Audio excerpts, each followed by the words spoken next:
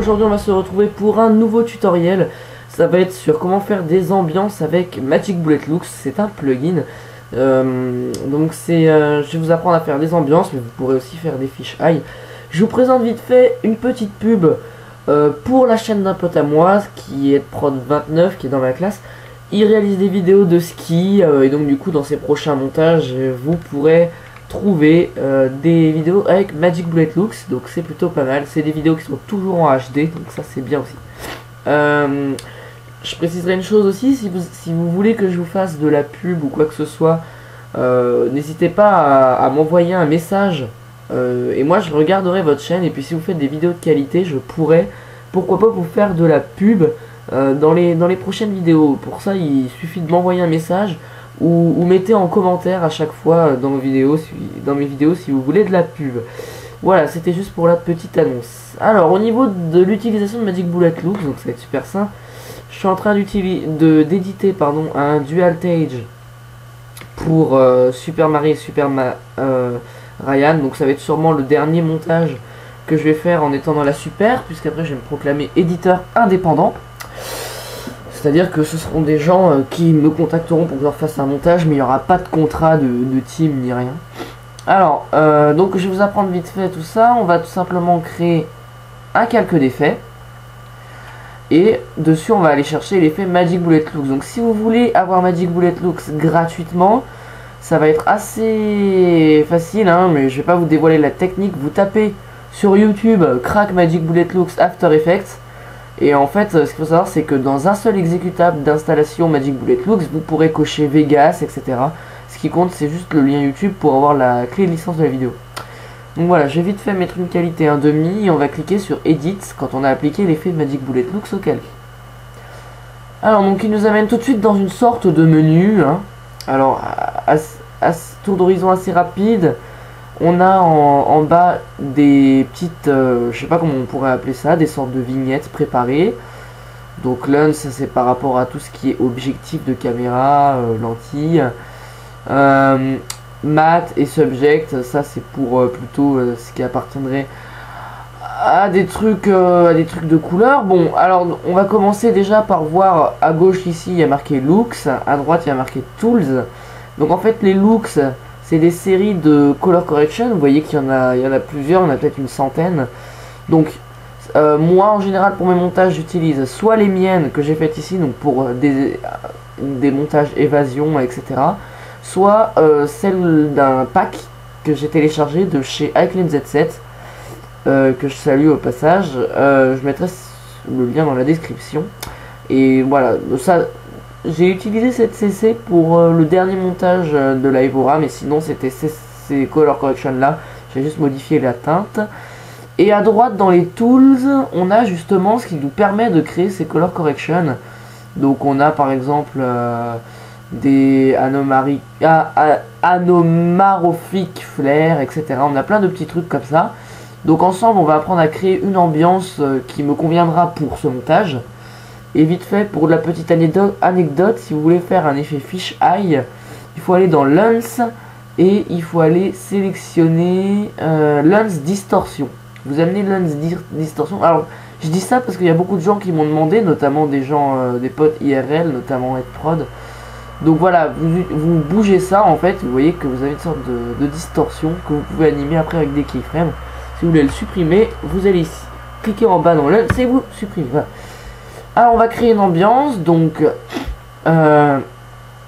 premièrement on va modifier les teintes de couleurs. Donc j'ai envie de dire la première chose à faire c'est mettre du contraste. Alors le contraste on peut soit l'amener avec des courbes qui sont ici, en général c'est ce qu'on fait, soit prendre du contraste celui-ci, mais non, on va prendre des courbes. Donc on double-clique dessus et on va simplement aller sur le curseur contraste et augmenter le contraste pour créer une ambiance un peu... Alors attendez, nous on était dans une ambiance un peu plus électronique, si je peux dire, un peu plus moderne, donc un peu moins sombre. On va mettre moins 0.5. Voilà. Ce qui fait que voilà, on a aussi dans le menu des courbes, on peut désactiver ou réactiver pour voir ce que ça fait sans et avec l'effet. On va prendre maintenant l'explosure. Donc ça aussi c'est un effet très intéressant. Donc l'explosure, si vous augmentez l'explosure, en gros, les zones lumineuses vont être mises en valeur. Et vous pouvez mettre une valeur infinie, puisqu'en fait le maximum ici c'est 16, mais je pourrais très bien en rajouter d'autres. Mais ça n'aurait pas d'intérêt. Ouais, bon, voilà. Alors l'explosure, je vais mettre, dans mon cas ça sera à peu près 1.5. Je vais mettre 0.5.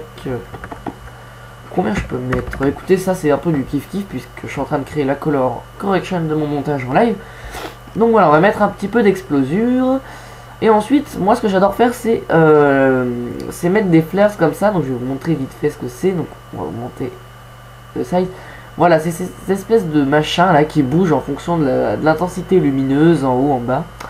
Donc on a une taille, donc la taille en général moi je mets à 100. On a le boost, donc le boost c'est une sorte d'intensité de couleur.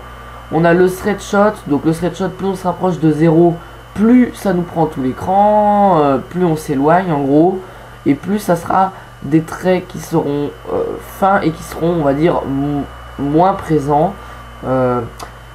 Voilà. Et donc après on a toujours la couleur qu'on peut sélectionner. Bon, nous en général on reste dans un bleu pour une ambiance assez électronique. Alors je vais juste baisser un petit peu l'intensité de la couleur. Le thread shot, je vais mettre ça à 1,4 à peu près. Ouais. On va mettre un peu moins, 1,00 peut-être. Et le boost à 1. Voilà, comme ça on aura fait ça d'une assez bonne manière. Là je suis assez content de mon truc. On va vite fait prendre... donc voilà, dans Lens on a aussi des machins ici. Donc tout ce qui est en rapport avec l'objectif, mettre un contour plus foncé, etc. Mais bon. Sinon au niveau des couleurs, cette fois-ci de la modification des couleurs, on va aller dans... j'aimerais bien...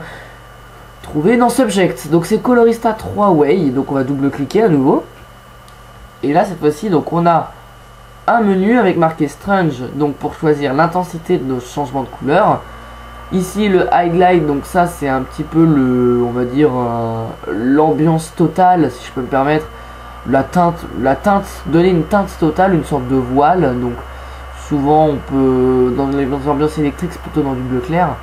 Le mid-tone, donc faudrait que je regarde un peu plus précisément ce que c'est, mais je crois que c'est modification de couleur pour les zones sombres ou claires, je sais pas.